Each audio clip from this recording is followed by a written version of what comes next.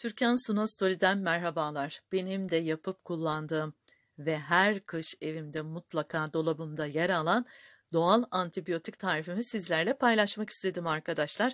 Gerçekten çok pratik bir biçimde hazırlanıyor.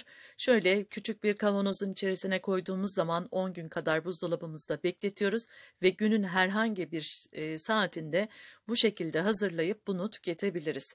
Bu karışımı hazırladıktan sonra bir 24 saat kadar buzdolabımızda bekletmemiz gerekiyor ki sonrasında kullanıma hazır hale geliyor. Bir tatlı kaşığı dolu dolu şöyle fincanımıza ekliyoruz. Üzerine sıcak suyumuzu da ekledikten sonra bir 5 dakika demlenmesini sağlıyoruz. Sonrasında yudum yudum içeceğiz.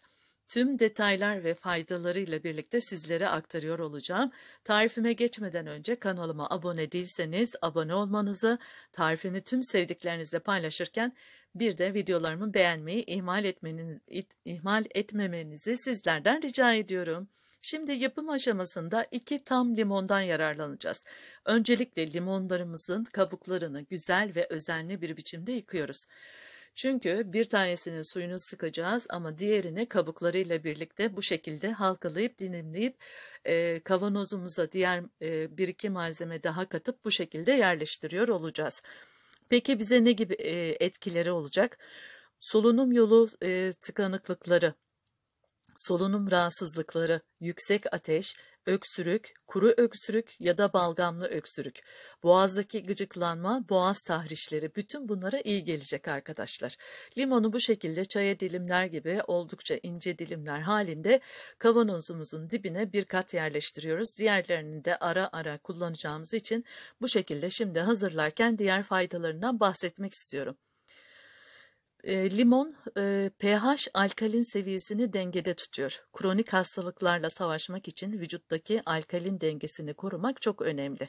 Limon asit içermesine rağmen tüketildiğinde vücudun alkalize olmasına yardımcı oluyor arkadaşlar. Bağışıklık sistemimizi güçlendirecek. C vitamini açısından oldukça zengin olan limon aynı zamanda bağışıklık ve sindirim sisteminin düzenli çalışmasına ve vücudun kanserle savaşmasına yardımcı oluyor. Bir kat limonumuzu dizdikten sonra şöyle yarım çay kaşığı kadar toz zencefil, taze zencefil varsa bunu da rendeleyip aralarına serpebilirsiniz. Ve şimdi şöyle bir yemek kaşığına yakın, çok fazla dolu da değil, bal ekliyoruz arkadaşlar. Şimdi tekrar üzerine limon, sonrasında zencefil ve sonra bal, kat kat bunları bu şekilde yerleştiriyoruz. Boğaz ağrılarına, faranjite de oldukça iyi geliyor. Karaciğerde bulunan sindirim enzimleri bu karışım sayesinde harekete geçecek ve ayrıca kanın oksijen durumunun dengelenmesini de sağlayıcı etkide olacak. Tamamıyla doğal bir antibiyotik oluyor arkadaşlar. Şimdi tüm bunu bu şekilde kat kat dizdikten sonrasında üzerine de diğer tarafta duran limonumuzun tam bir bütün limonun suyunu sıkıp bu şekilde bunun üzerine döküyoruz. Ve kapağını kapatıp güzelce bir çalkalama işlemi yapacağız arkadaşlar. Sonrasında bunu bir 24 saat kadar bekletip ondan sonrasında kullanıma hazır hale getirebiliyoruz. Aynı zamanda bununla kandaki toksinleri de temizlemiş olacağız arkadaşlar. Evet, bu şekilde bunu düzenli olarak kullandığınızda vücudumuzdaki toksinlerden de kurtulup idrar yolu sağlığını da korumuş olacağız ve aynı zamanda kabızlık gibi şikayetleriniz varsa buna da oldukça etkili olacak. Şimdi diğer taraftan da limonumu sıktıktan sonra üzerine ekliyorum ve kapağını kapatıp çalkalayıp o şekilde bekletiyorum. Evet, benim tarifim bugünlük bu kadar. Günde sadece bir kere kullanın.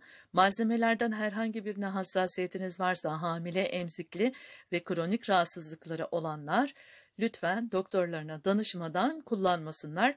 Çocuklar için de 12 yaş üstü çocuklara da böyle bir çay kaşığı ölçüsünde hazırlayıp verebilirsiniz arkadaşlar. Evet. Bu şekilde kullanıma hazır hale geldi. Bunu güzel güzel çalkalıyoruz. Ara ara çalkalayıp sonrasında dolaba koyalım ve 24 saat sonra bunu kullanmaya başlayabiliriz. 10 günden fazla bekletmeyin arkadaşlar. Bakın oldukça güzel ve doğal, tamamıyla sağlık deposu bir antibiyotik oldu.